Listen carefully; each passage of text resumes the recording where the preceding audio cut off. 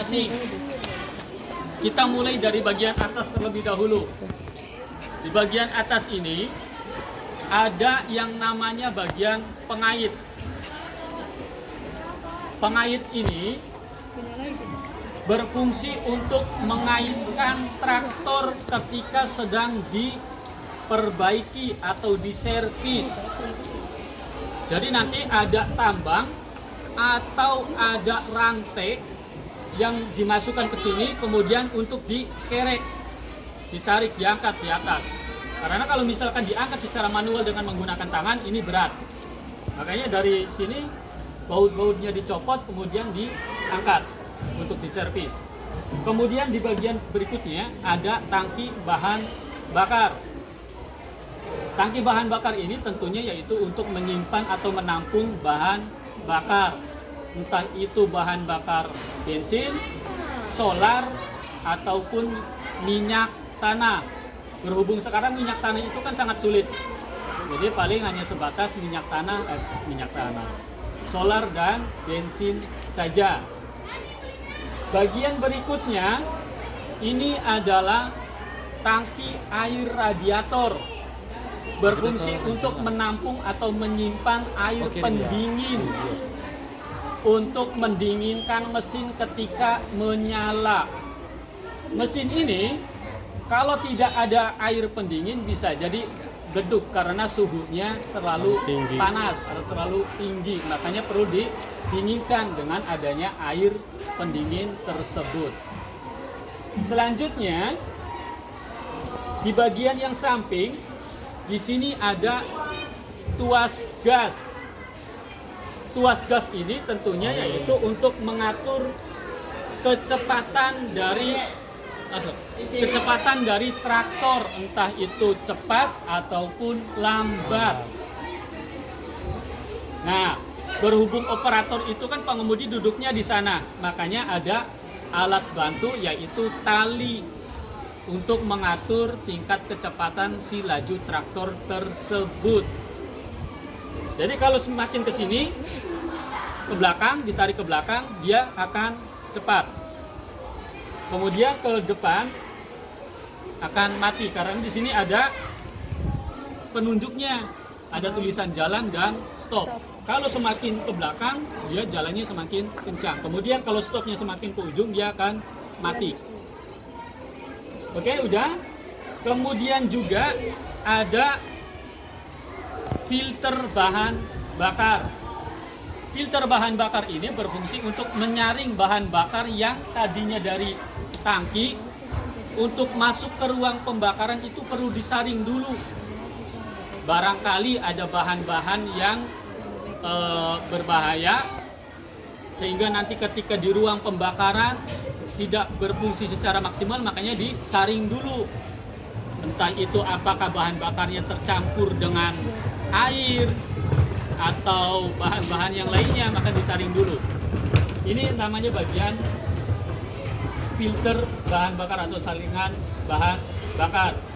Kemudian dari hasil pembakaran tentunya kan akan mengeluarkan asap.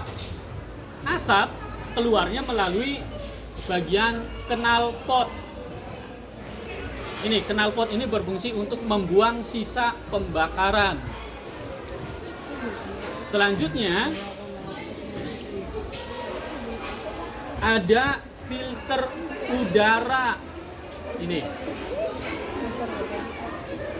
filter udara.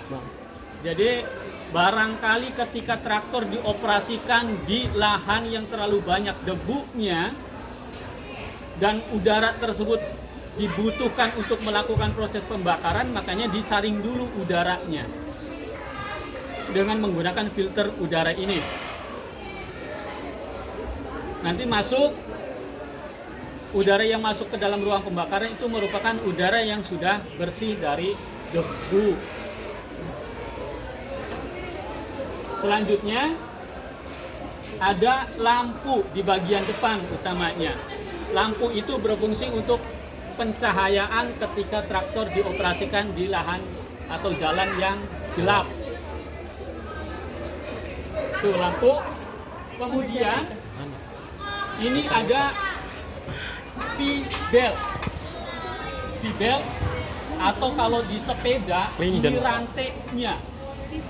Traktor kalau tidak ada ini, maka daya yang dihasilkan dari mesin itu tidak akan bisa memutar si ban atau roda. Maka dari itu fungsi dari V-belt ini yaitu menyalurkan tenaga yang dihasilkan dari mesin ke bagian yang akan digerakkan, seperti misalnya roda. Ya, oke, udah roda atau V-belt. Terus V-belt ini kita kondisikan atau kita atur dengan mengatur tuas persneling. Ini tuas persneling. Tuas persneling ini berfungsi untuk mengatur tingkat kekencangan atau ketegangan atau kekendoran dari V-belt. Ketika V-belt semakin tegang, semakin tegang, maka laju traktor akan bisa semakin cepat.